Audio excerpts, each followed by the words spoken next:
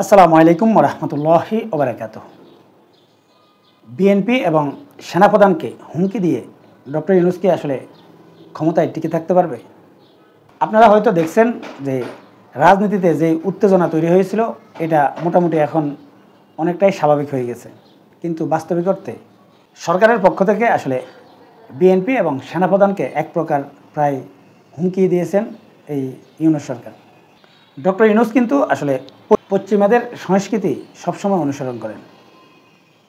আর যারা আমেরিকার foreign policy আপনারা যারা বুঝেন তারা অবশ্যই জানেন যে তারা কখনো সরাসরি কাউকে হুমকি দেয় না, সুন্দর ভাষায় এমন কিছু কথা বলে যে কথাগুলো অনেক কিছুই কিন্তু ইঙ্গিত করে। প্রথমে উপদেষ্টা পরিষদের বিবৃতির কিছু গুরুত্বপূর্ণ অংশ আমি আপনাদেরকে একটু পড়ে শোনাই, তারপর বিস্তারিত আলোচনায় যাব। দায়িত্ব পালন অসম্ভব করে তুললে জনগণকে সঙ্গে নিয়ে সিদ্ধান্ত নেবে সরকার। যদি পরাজিত শক্তির ইন্ধনে এবং বিদেশি ষড়যন্ত্রের অংশ হিসেবে সরকারের উপর আরোপিত দায়িত্ব পালনকে অসম্ভব করে তোলা হয়, তবে সরকার সব কারণ জনসমক্ষে উপস্থাপন করে পরবর্তী সিদ্ধান্ত গ্রহণ করবে। সরকারের সক্রিয়তা, সংস্কার উদ্যোগ, বিচার প্রক্রিয়া, সুষ্ঠু নির্বাচন, স্বাভাবিক কার্যক্রমকে বাধাগ্রস্ত করে এমন কর্মকাণ্ড অর্পিত দায়িত্ব পালন করাকে অসম্ভব করে তুললে সরকার জনগণকে সঙ্গে নিয়ে প্রয়োজনীয় সিদ্ধান্ত গ্রহণ করবে। শেষের অংশের কিছু আপনাদেরকে শোনাই। এসব দায়িত্ব পালনে বিভিন্ন সময় নানা ধরনের অযৌক্তিক দাবি দেওয়া, উদ্দেশ্য প্রণোদিত এখতিয়ার বহির্ভূত বক্তব্য এবং কর্মসূচি দিয়ে যেভাবে স্বাভাবিক কাজের পরিবেশ বাধাগ্রস্ত করে তোলা হচ্ছে এবং জনমনে সংশয় এবং সন্দেহ সৃষ্টি করা হচ্ছে তা নিয়ে বিস্তারিত আলোচনা করা হয় বৈঠকে। দেশকে স্থিতিশীল রাখতে নির্বাচন, বিচার ও সংস্কার কাজ এগিয়ে নিতে এবং চিরতরে এই দেশে স্বৈরাচারের আগমন প্রতিহত করতে বৃহত্তর ঐক্য প্রয়োজন বলে মনে করে উপদেষ্টা পরিষদ।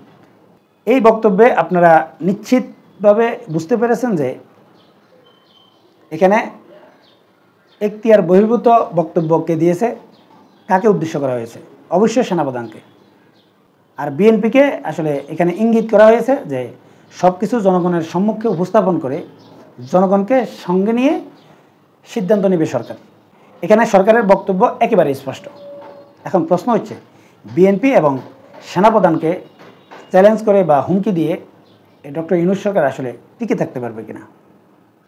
আমি যেটা মনে করি যে প্রধান উপদেষ্টা হিসেবে যদি ডক্টর ইউনূস যদি না থেকে যদি অন্য কেউ থাকতো তাহলে এই সেনাপ্রধান এবং বিএনপিকে হুমকি দিয়ে বা চ্যালেঞ্জ করে টিকে থাকা আসলে এটা স্বপ্নেও কল্পনা করা যেত না। কিন্তু এখন বর্তমানে যিনি এই উপদেষ্টাদের প্রধান রয়েছেন ডক্টর ইউনূস, তিনি কিন্তু অন্যান্য ব্যক্তিদের মতো আসলে সাধারণ কোনো ব্যক্তি না। যেমন 111-এ যদিও আসলে ফখরুদ্দিন সামনের সারিতে ছিল বা তাকে সামনে শো করা হয়েছিল, কিন্তু সব কিছু করতো কিন্তু মইনু আহমেদ। কিন্তু বর্তমান ব্যাপারটা কিন্তু সম্পূর্ণ ভিন্ন। এটা প্রত্যেকেই এক বাক্যে স্বীকার করবেন যে ডক্টর ইউনূস এই ফখরুদ্দিনের মতো আসলে ব্যক্তি না। এখন বাংলাদেশে ডক্টর ইউনূসের আসলে জনপ্রিয়তা কতটুকু রয়েছে বা এনসিপির জনপ্রিয়তা কতটুকু রয়েছে বা এনসিপির উপর ভর করে ডক্টর ইউনূস এই জাতীয় হুমকি দামকি দিচ্ছে, এটা আসলে চিন্তা করাটাও আসলে বোকামি। এনসিপি ইসলামিক দলগুলো ছাড়া আসলে জিরো, এটা প্রত্যেকে স্বীকার করবেন। কিন্তু এনসিপির যে আসিফ নাহিদরা রয়েছে এরা ব্যক্তি হিসাবে অনেক কিছু, তাদেরকে সামনে রেখে ইসলামিক দলগুলো অনেক কিছু করতে পারে বা পারবে, শুধু তাদেরকে সামনে রেখে। যেভাবে আসলে এই আওয়ামী লীগ সরকারের পতন হয়েছে, শুধুমাত্র এই এনসিপির নেতারা কিন্তু সামনের সারিতে ছিল। আর আন্দোলনের কথা যদি বলেন, বিএনপি আন্দোলনের কতটা শক্তিশালী সেটা বিগত আওয়ামী লীগ সরকারের সময় আপনারা প্রত্যেকেই দেখেছেন যে বিএনপি আসলে কতটা শক্তিশালী আন্দোলন করতে পারে। এখন ইসলামিক দলগুলোর আসলে শক্তিমত্তা কতটুকু রয়েছে?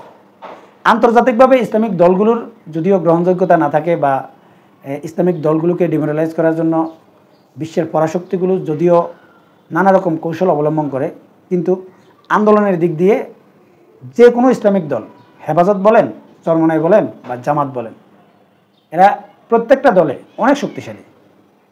কারণ হচ্ছে এইসব দলের নেতাকর্মীরা আসলে মৃত্যুকে ভয় না পেয়ে তারা রাস্তায় নামতে পারবে। তারা মরলে শহীদ, বাঁচলে গাজী। কিন্তু এটা অন্য কোনো দলে আসলে আপনি এটা খুঁজে পাবেন না। তাই ডক্টর ইউনূসের কাছে এখন যেই রাষ্ট্রযন্ত্র রয়েছে বা রাষ্ট্রীয় যেসব মেকানিজমগুলো রয়েছে, এইসব মেকানিজমগুলো যদি আসলে এই ইসলামিক দলগুলোর নেতাকর্মীদের পিছনে যদি মোটামুটিও থাকে, তাহলে রাস্তায় আন্দোলন করে এই ইসলামিক দলগুলোকে পরাজিত করা আদৌ সম্ভব হবে না। আর ডক্টর ইউনূস যদি আসলে এই উপদেষ্টাদের প্রধান না হতেন, তাহলে এই বহির্বিশ্বকে এটা বোঝানো যেত বা দেখানো যেত যে এই ইসলামিক জঙ্গিবাদের উত্থান হচ্ছে বা এই মৌলবাদীদের উত্থান হচ্ছে, এই জাতীয় অনেক কিছু কিন্তু দেখানো যেত। কিন্তু পশ্চিমাদের কাছে ডক্টর ইউনূসের বক্তব্যের গ্রহণযোগ্যতা রয়েছে। কেন রয়েছে এটা আপনারা প্রত্যেকে জানেন। আপনারা ডক্টর ইউনূসকে পশ্চিমাদের দালাল বলেন আর যাই বলেন, পশ্চিমাদের কাছে ডক্টর ইউনূসের গ্রহণযোগ্যতা এতটাই বেশি যে ডক্টর ইউনূস কী বলছে সেটা শুনবে, ভারত কী বলছে বা অন্যান্য দলগুলো কী বলছে সেটা শুনবে না। তাই ডক্টর ইউনূসের পক্ষে বা ডক্টর ইউনূসের পাশে যতক্ষণ পর্যন্ত জামাত সহ ইসলামিক দলগুলো থাকবে, বাস্তবিক অর্থে ডক্টর ইউনূসের বিরুদ্ধে আসলে আন্দোলন করে আসলে কোনো কিছু করা যাবে না। এছাড়াও বিএনপি এই আন্দোলনে সমস্ত শক্তি ব্যয় করতে পারবে না, কারণ বিএনপি জানে যে যদি তারা সমস্ত শক্তি ব্যয় করে যদি আসলে দেশের ভিতরে যদি একটা অস্থিতিশীল পরিবেশ যদি তৈরি করে ফেলে, এটা বিএনপির জন্য নির্বাচনের মাঠও অনেক বিপদ ডেকে আনতে পারে বা ভিন্ন কিছু ঘটে যায়। মানে সেনা শাসন যদি জারি হয়ে যায়, তারপরেও আসলে বিএনপির খবর আছে।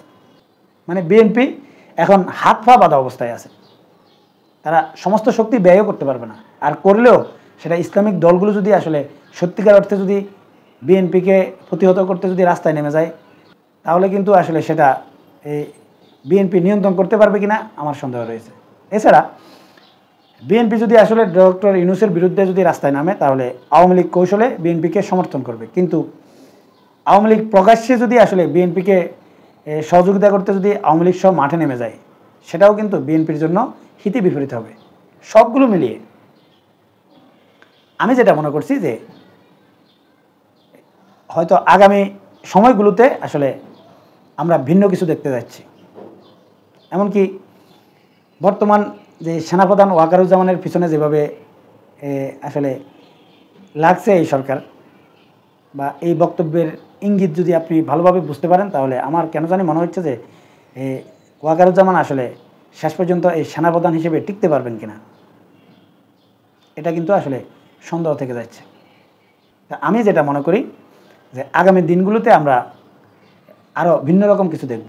এছাড়া বিএনপির কিন্তু একটা অভিজ্ঞতা আছে, যেমন 1/11-এর সময় এই বিএনপি এবং আওয়ামী লীগের যে দ্বন্দ্ব তৈরি হয়েছে, এটা হয়েছে কী জন্য? শুধুমাত্র এই তত্ত্বাবধায়ক সরকার প্রধান কে হবে এটা নিয়ে।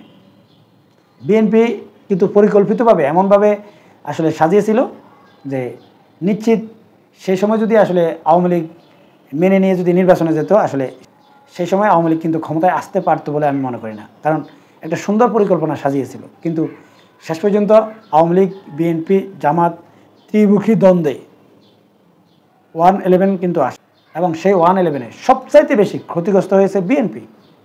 তারেক রহমানের উপর কীরকম বুলডোজার গেছে আপনারা প্রত্যেকে জানেন। আর 5 আগস্টের পর বিএনপি নেতারা যেসব কর্মগুলো করেছে, ভিন্ন কোনো কিছু ঘটে বা সেনা শাসন যদি জারি হয়, আমি মনে করি বিএনপি আবারও সবচেয়ে বেশি ক্ষতিগ্রস্ত হবে। এছাড়া আমি এটাও মনে করি যে নির্বাচন ডিসেম্বর বা জানুয়ারি ফেব্রুয়ারিতে হচ্ছে না, হয় বিএনপিকে ডক্টর ইউনূসের কথা মতো এই ডিসেম্বর থেকে জুন পর্যন্ত অপেক্ষা করতে হবে। তারপর যদি বিএনপি আন্দোলনে যায়, হয়তো তখন বিএনপি সাধারণ মানুষের সমর্থন পাবে, আর না হলে বিএনপির ধ্বংস বিএনপি নিজেই ডেকে আনবে। এবং আমি এটাও মনে করি যে ডক্টর ইউনূস যেই ব্যাখ্যা দিয়েছেন যে এই ডিসেম্বর থেকে জুন পর্যন্ত এর মধ্যে যে নির্বাচন হবে, এর মধ্যেও আসলে নির্বাচন হবে না, কারণ জুন মাসে হয়তো নির্বাচনের রোডম্যাপ ঘোষণা করতে পারে। কারণ জুন মাসে যেহেতু বর্ষাকাল থাকে, তাই সেই সময় অজুহাত দেখানো হবে যে জুন মাসে নির্বাচন দেওয়া সম্ভব না, অতএব আগামী বছর ডিসেম্বর মাসে নির্বাচন হওয়ার সম্ভাবনা রয়েছে।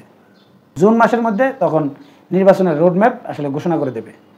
সম্মানিত দর্শক, আপনারা কি মনে করেন কমেন্টসে জানাবেন। এখনকার মতো এই পর্যন্তই। আল্লাহ হাফেজ।